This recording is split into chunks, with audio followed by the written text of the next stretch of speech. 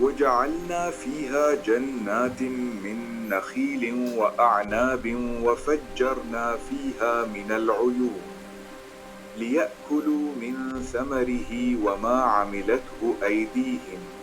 أفلا يشكرون۔ اور ہم نے اس میں باغ بنائے کھجوروں اور انگوروں کے، اور ہم نے اس میں کچھ چشمے بہائے کہ اس کے پھلوں میں سے کھائیں، اور یہ ان کے ہاتھ کے بنائے نہیں تو کیا حق نہ مانیں گے؟ اور ہم نے اس میں کھجوروں اور انگوروں کے باغ بنائے اور ہم نے اس میں کچھ چشمے بہائے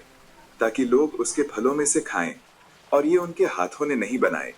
تو کیا وہ شکر ادا نہیں کریں گے؟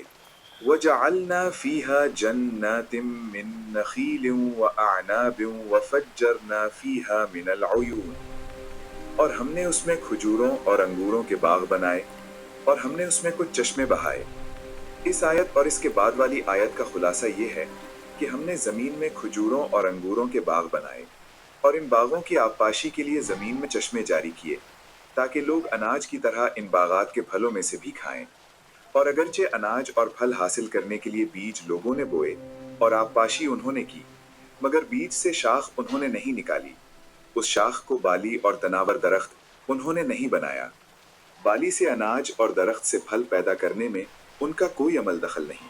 بلکہ یہ اللہ تعالیٰ نے بنائے ہیں، کیونکہ اس پر اللہ تعالیٰ کے سوا اور کوئی قدرت نہیں رکھتا۔